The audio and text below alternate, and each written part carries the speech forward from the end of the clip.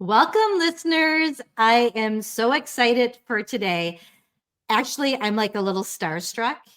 I'm so thankful. I really am. I have Kate Anthony on, and I don't think, Kate, you even know this, but I follow you. I take your courses to become a better mediator.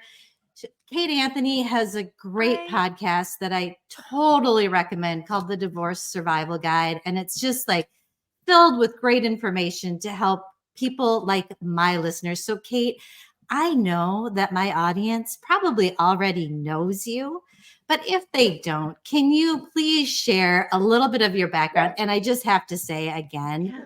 I so appreciate you being here and the work that you've done.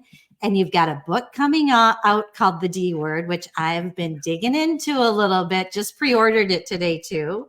Oh, good. Really, I'm so really glad. good. Thank you. Yeah. Yeah, So thank you thank for that. you. Thank you for being here. I'm sure you're super busy with this book coming out. And Yeah, well, first of all, thank you for that incredible introduction.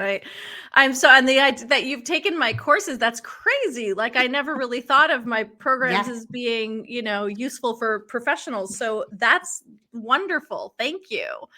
I just so appreciate that. I am honored to be here and thank you for buying my book. oh my gosh, it's really good. And Kate, Thank I you. just have to say it's good whether you're going through a divorce or not. And we'll get Mm, into that a little bit okay. more when I ask you some questions. But can you just share what led you to do the work that you're doing?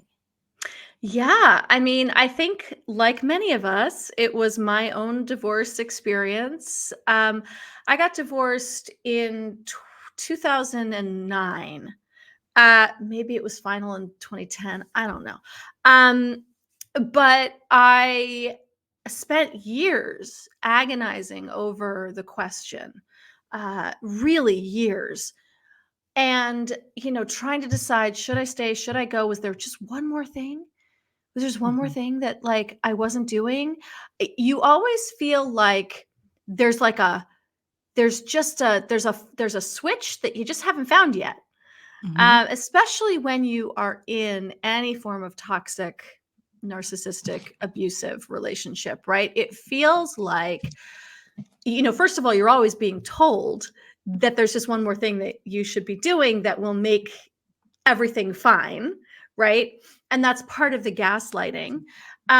And so I felt like, there's one, but the goalpost is constantly moving, right? But we don't know that when you're in it. Like you just don't know that. You're like, oh, there is one more thing I should be doing. If I were talking this way, or if I looked this way, if I lost this much weight, right, then everything would be fine. And you're constantly doing all the things and feeling like you're going crazy because it's not working, even though you're being told that if you do it, it would work, right? And so I spent so long in that process that when I got out, frankly, my ex and I ended up having a really great divorce, which is literally luck of the draw. I just happened to be divorcing someone who was willing to, he wasn't about to go into post-separation abuse. Like that just wasn't his style, right? He was going to be, sorry. He was going to be the guy who was like super dad and the best ex-husband in the world, right? And that was frankly luck. But a lot of people would come to me and say, like, how did you guys do it? Your marriage was so awful. Yeah. Like my marriage was overtly awful. Like everybody knew it. We weren't hiding a thing. And they're like, your marriage is so awful. How are you guys like actually doing this? And I was like, we really both put our son at the center of every decision that we made. But we both did, right? And Mhm. I hate to say that it's a crapshoot, but it really kind of is, right? It's luck of the draw. If both people need to be committed to that. Um, so, I help. There are things that you can do, right? If you're the only one who's committed to Yeah. the process being amicable and putting your children at the center, there are a lot of steps that you can take that can facilitate that. You can't ensure it, right? If you're the Right. only one, but you can do your part. You can keep your side of the street really clean. Um, So I do, I straddle both sides of this, right? I Yeah. do help women. I am a divorce coach. I help women through divorce. I'm a high conflict divorce coach, so I really like understand how to minimize conflict on your side. Um, and but I also help women make the decision to stay or go, and a lot of it is the education piece and the you are not crazy piece, Hmm. right? And that's Yeah. a lot of what what my book is about. It's about both. Like I think it kind of straddles. It does sort of move into the divorce, realm as well, later in the book. Because I think Yeah. that when you're trying to make the decision, one of the things you want to know is like, well, what's this whole process even going to look or feel like? You know, and so that I think having some information and education on the process while you're trying to make the decision is useful. So I did try to include that as well. So Yep. that's I kind of how I totally. got here, roundabout way. Yeah. Yeah, Uh-huh. yeah, I totally agree with that. And what I kind of want to focus on, so I said I Yeah. have these 4 questions, and Mhm. my clients, when I do a consultation, one of the biggest questions, it's always they're concerned about their kids. Always. And sometimes they don't know if they're ready to get divorced. Mhm. So, what's like the one thing that a woman could start with? What could she start thinking about when she's looking at divorce? I think it's a 2 or 3 tiered process, really. The first part of this process is really getting grounded in yourself because especially if there's been any toxicity, um, there you lose your sense of self. If you've been in any form of a, abusive or narcissistic or whatever relationship, you really have lost your sense of self. You're being gaslit. You're being told that your experience of the world is wrong. All of those things. And even if you're not being abused, right? If you are in a marriage that's fine, but you don't feel like you just don't feel in love anymore. You just like, I just don't feel this anymore. You still have been spending a lot of time probably trying to fit yourself into some box that you don't fit into, right? And so the first thing we've got to do is get back connected with our sense of self. That's what the first part of my book is. It's exercises for Mhm. that. It's really helping you ground yourself. Women have one of the strongest, we have the strongest intuitive of the genders.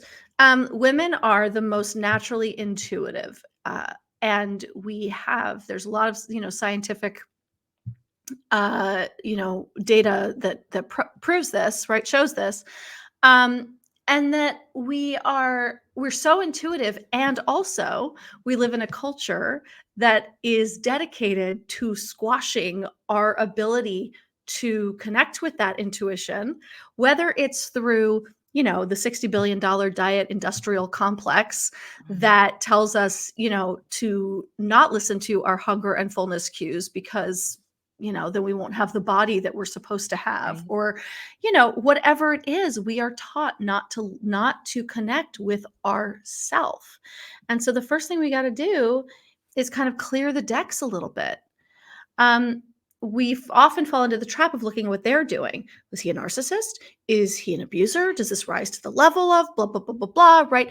And it's like, okay, let's put that on the back burner for a minute and let's just focus on you. Yeah. And Kate, I want to jump in and just say that is helpful. So I've been married for 32 years, Hey, and good I'm for at you. this, I know. So I'm kind of at that stage too. I have a big spread of kids. I've got grandkids, and then my last one took off to college.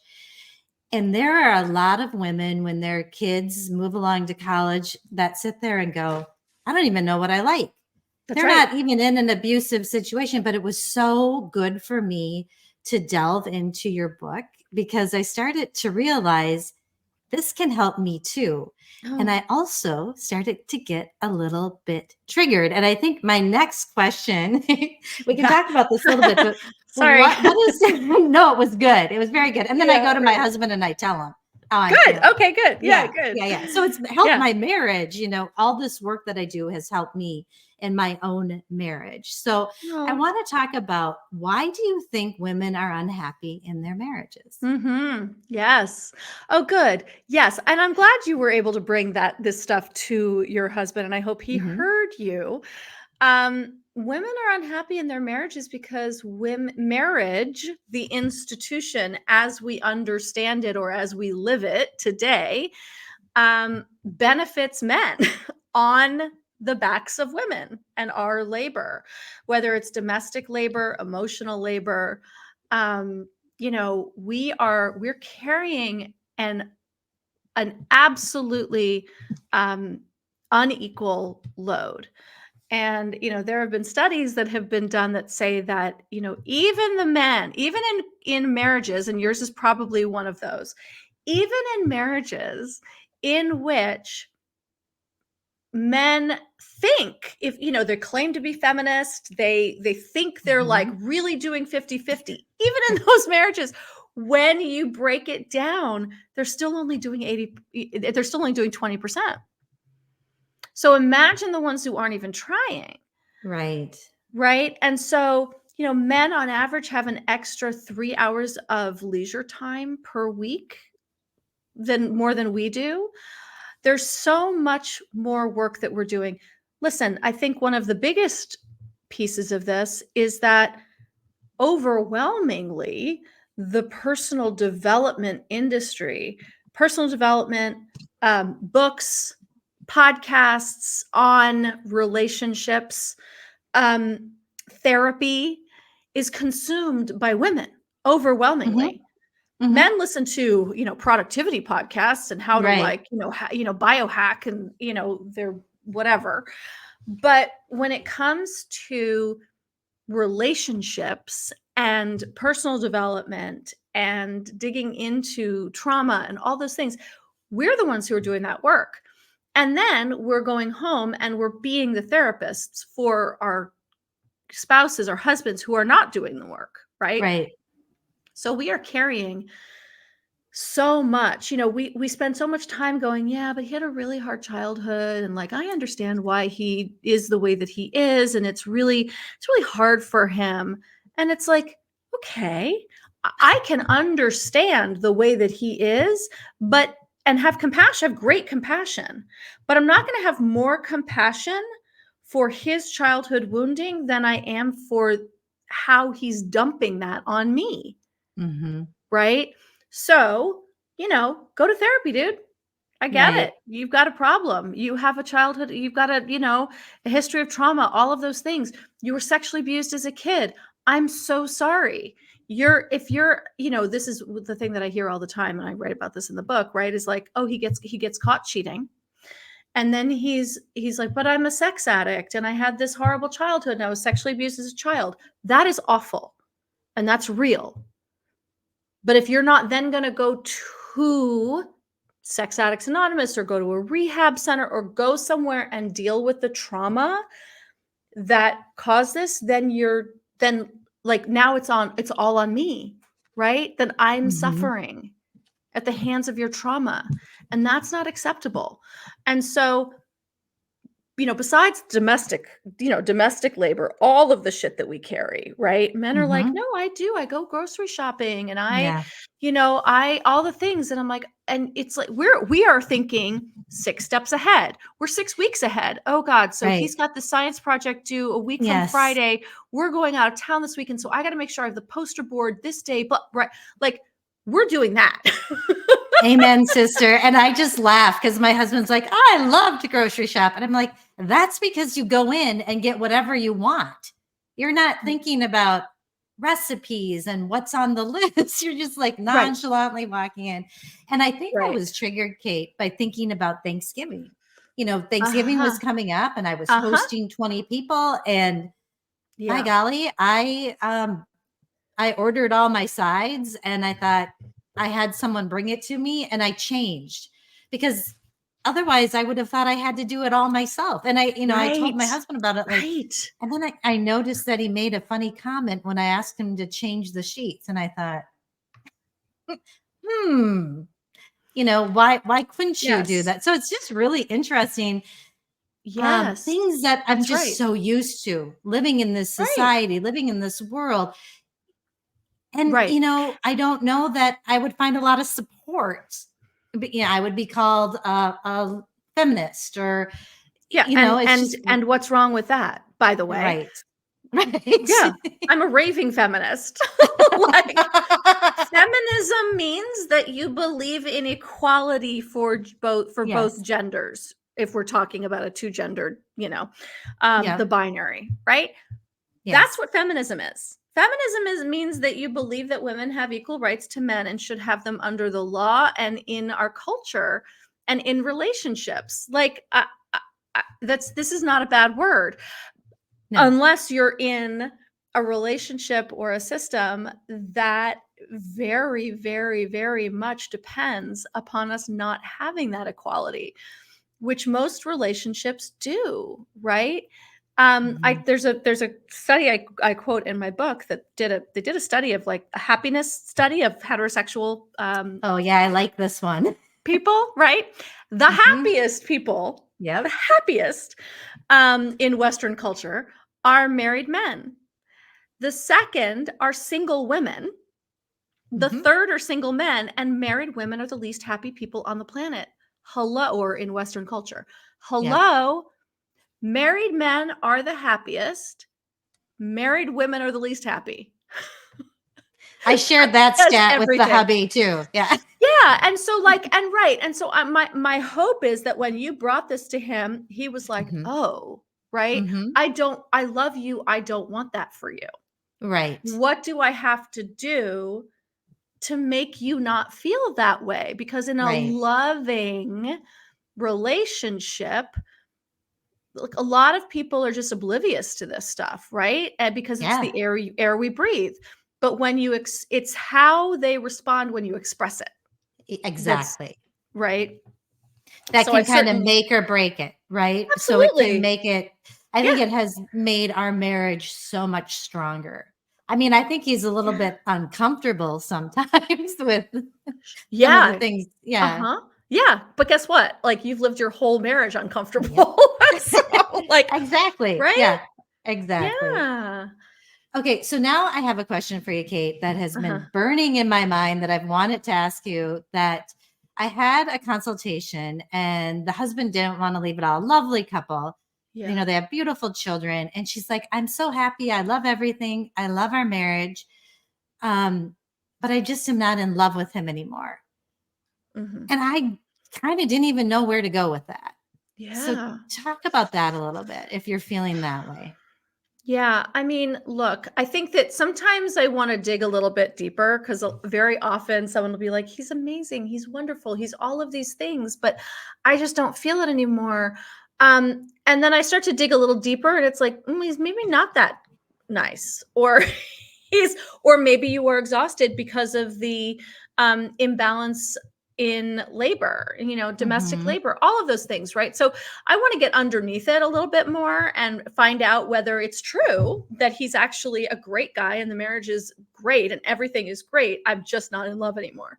Um, so that would be the first thing. And then the second thing is, and I have a chapter on this in the book, like, what is love? Right? Like, what are you looking for?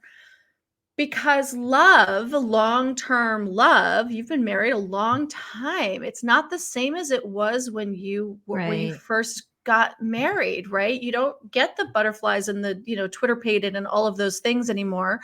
Um, and if you do, it's probably because it's new and exciting. But also, when you get those butterflies and those Twitter pated things, it's often anxiety. It's also often recognition of something, of a trauma that you've experienced in the past, right? So there's all of Yeah. that. But I would sort of ask, what is it that you're looking for? What is it that you feel like you're missing? I like that. Because love, the definition of love, right? And I sort of I take a definition in the book, from M. Scott Peck's book. Is it M. Scott? I think Scott I M. think so. Anyway, yeah. The Road Less Traveled, right? Where he says Mhm. that, and I'm going to get it wrong, but it's something about sort of expanding each other for the sake of like spiritual growth. I'm going to have to find this now because I think it's I think it's worth reading, right? He says, Yeah. yeah, M. Scott Peck defines love as the will to extend oneself for the purpose of nurturing one's own or another's spiritual growth. And like we were just talking about, like you bring an issue to your husband and he goes, "Oh, that's really uncomfortable for me, but I am willing to extend myself." Right? I'm willing to extend myself for the purpose of nurturing my wife's spiritual Right. growth, right? Because we can't grow spiritually, and whatever that means to you, whether it's Mhm. religious or right, we all, I think it's a vital part of humanity to have some kind of connection to, look, whatever it is to you, right? And if the atheists are listening, they're they're going to argue that, and I think that that's fine, right? We that's fine. Right. I believe that having some kind of spiritual connection, whether it's with nature or whatever it is, right? We want to foster the growth in each other in a relationship. Mhm. So when I say I'm stuck and I don't know what it is, I want to ask her to do the self-work to figure out what's stuck in her, because it could just be her, right? It could be her kids are all grown up and gone and she doesn't know who she is anymore and she feels Right. lost, right? And she thinks it's the marriage, but maybe it's her. Maybe she's got some work to do, Right. right? But when she brings that to her husband, what is his response? Is his response, "Well, I don't know, I'm fine. Everything seems fine for me. I don't know what your problem is." No, Right. that's not really how you are in a loving relationship. But if Mhm. his response is, "Oh shit, okay, what do we need to do?" Right? Because this is a relationship. So what do we need to do, each of us, to feed the health and safety and um uh like what's the word? Like sanctity Yeah. of this relationship. And if both people are willing to do that and look into that, like that's gold. Yep. Even I if it's think I'm not gonna like send her. butterflies. Yep. Yeah. I'm gonna send it her your way, Mm, because I think she would love to do a little more work. I think she was married right out of high school, and I yes. think it's the passion that's gone. And Yeah. so, yeah. And she also may have outgrown the relationship, right? Because that's, by the way, there's also that, right? She got married out of high school. Oh my God, who were you at 18? Good Right. God. The idea that we can grow with another person for all of that time is it's very rare that Mhm. that works. I know people who got married out of high school and now they're married to someone who has completely differing values. Completely. They Yes. do not have the same values anymore. And so, like, yeah, we grew apart. We Right. grew on different paths, and that's valid, Mhm. I you like that. know? I'm sending her to you. You'll get a new client, I'm sure. I love it. Thank you. Yeah. Yes, yes, yes. Yeah. Okay, now time is ticking, but I have one more question for you. Mhm. Mhm. We hear so much talk about narcissists. Yes, we do. Can we just talk? I know we don't have a ton of time, but a little bit about that. And is it true? Mhm. Are there that many of them walking around? Because that is a question that goes through your mind, right? Is my husband a Yeah, narcissist? sure. Yeah. So I feel that they're probably there. Listen, first of all, narcissism is on a spectrum. Mhm. And the spectrum is wide. And, on the far end of the spectrum is narcissistic personality disorder, which, like something like, what is it, like 1% of the population Mhm. is diagnosed as. But by the way, people who have NPD are not seeking diagnoses. They don't think they have a problem. So, Right. right. Right. I think it's widely underdiagnosed, Good point. right? Right? We're so then we also live in a culture that glorifies narcissism to a degree. It creates, listen, one of the hallmarks of narcissists is that, they don't have a lot of empathy. They might mask empathy. They know what it looks like. So Mhm. they are really good at drawing you in with it, but they don't actually feel it. And they're super entitled and, believe that the world revolves around them. Well, if you kind of look at the way we socialize men and boys these days, right? Like, this is a cultural problem. This is no shade against men at all. Because, by the way, it doesn't serve them either, right? It does not, Right. like, it doesn't serve us to raise and socialize men and boys to be entitled and to believe that the world revolves around them, right? We've got to stop that. Mhm. Um, and it's a really tough sort of cultural pin to pull.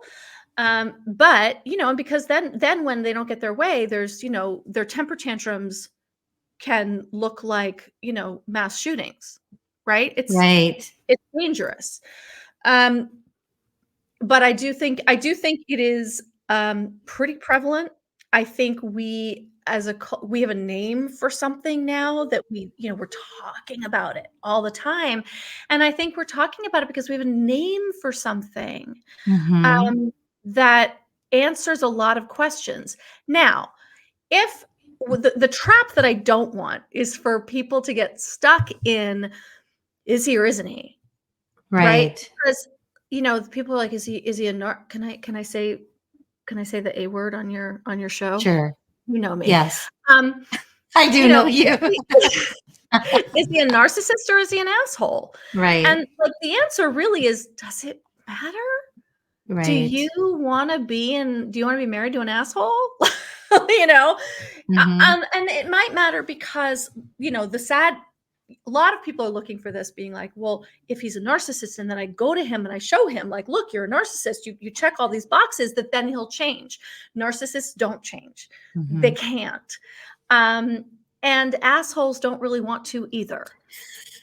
So, right? Like, so if he's a narcissist or an asshole, does it really No. matter? Great, Right? great little piece of advice there for the listeners. Yeah. Doesn't matter. It doesn't matter, and listen, this is why so many women, like something like 65% of divorced women are not getting remarried because we're kind of out here looking at the dating pool going, I'm good. I'm I'm good. Like, sadly, once you've done the healing work, which is Yeah. which is tremendous, and you're out there kind of looking like, do I want to repartner? I'm not going backwards. No. So, yeah. And that Yeah, but sucks. Like a lot of yeah. What were you gonna yeah, say? no, Sorry. I'm just a big believer in the doing the self work. And sometimes it saves a marriage and sometimes it saves you. The So, So well said. So well said. Yes. all right, Kate, we are getting towards the end. And so, as you know, I have a saddle up segment at the end where I just ask my guests for one. You've given us so much, honestly, but just one little tidbit or piece of information that the listeners can do right away to have a better life or moving forward. Do you have something for them? I do. And it's in the book. So one thing is you can buy my book. Yes. um, but if you're questioning, if you're just not sure, and look, I think this is true for many of us on in any aspect of our lives, right? I want you to just grab a pen and paper and journal out, what do I know? The question, what do I know? And then immediately hit the paper, right? Immediately just like free form write for however, like 2 to 3 minutes. What do I know?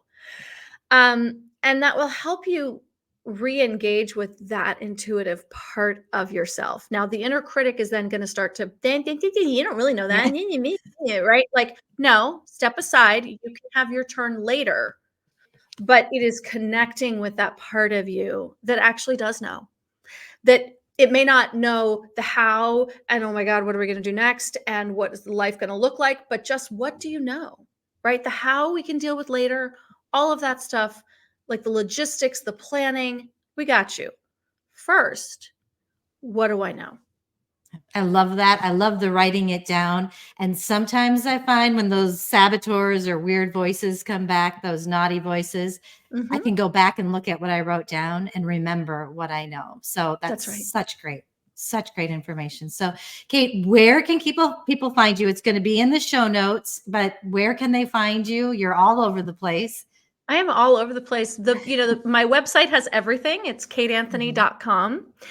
And I have a page on my website, kateanthony.com/dword. In the navigation, it says book, I think. Yep. And it has some ideas and information about how to buy the book if you need to do it kind of Yes.